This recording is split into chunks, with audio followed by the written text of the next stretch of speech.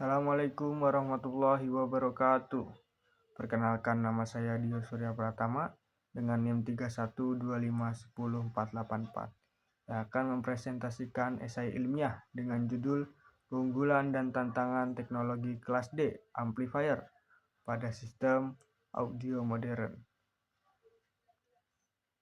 Presentasi ini tidak hanya membahas tentang pengeras suara, tetapi tentang bagaimana rekayasa elektronika menjawab tantangan global terkait efisiensi energi. Dalam beberapa dekade terakhir, kebutuhan akan sistem audio yang ringkas namun bertenaga tinggi telah meningkat secara eksponensial. Kita tidak lagi bisa mengandalkan amplifier yang besar yang membuang energi secara sia-sia. Disinilah manajemen thermal menjadi variabel krusial. Isu utamanya adalah bagaimana kita menghasilkan tekanan suara yang masif tanpa membuat perangkat terbakar atau memerlukan sistem pendingin yang memakan tempat. Nah, mengapa sih kita harus beralih dari standar lama? Kita tahu bahwa amplifier kelas AB adalah standar emas untuk kejernihan. Namun secara ilmiah, mekanisme kerja kelas AB yang bersifat linier memiliki kelemahan fundamental pada aspek efisiensi.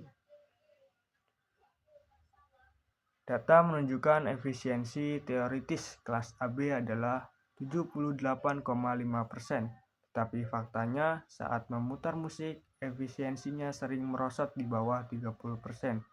Artinya, 70% energi listrik Anda berubah menjadi panas, bukan suara. Inilah fenomena yang memicu pergeseran masif menuju teknologi kelas D atau switching amplifier yang menjanjikan efisiensi yang mendekati 100%. Mari kita bedah cara kerjanya. Prinsip perbedaan fundamental kelas D terletak pada prinsip pulse width modulation atau PWM. Sinyal audio tidak lagi diperkuat secara bertahap, melainkan dikonversi menjadi deretan pulsa digital. Perhatikan aspek fisika ini. Transistor MOSFET di dalamnya hanya beroperasi pada dua kondisi ekstrim, yaitu sepenuhnya on atau off. Berdasarkan hukum Joule, saat transistor on, hambatan internalnya sangat kecil sehingga tegangan jauh mendekati nol. Saat off, arusnya nol. Hasilnya, disipasi daya pada komponen aktif menjadi sangat minimal. Inilah alasan mengapa amplifier kelas D tidak panas meskipun mengeluarkan daya ribuan watt. Meskipun efisiensinya revolusioner, saya harus menekankan bahwa teknologi kelas D membawa masalah inheren berupa switching noise.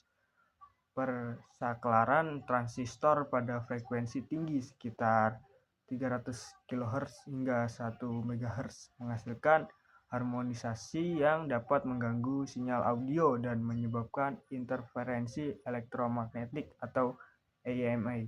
Oleh karena itu, kualitas kelas D sangat ditentukan oleh low pass filter atau yang sering kita sebut dengan LPF di tahap akhir. Filter ini adalah gerbang kritis yang harus menyaring pulsa digital dan menyisakan audio murni.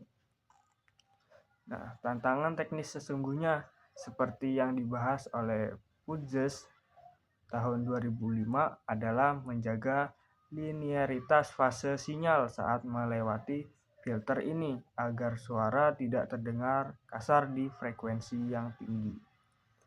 Untuk menjawab tantangan tersebut, kita memasuki era baru semikonduktor, yaitu penggunaan material gallium nitride atau GaN adalah lompatan teknologi yang signifikan.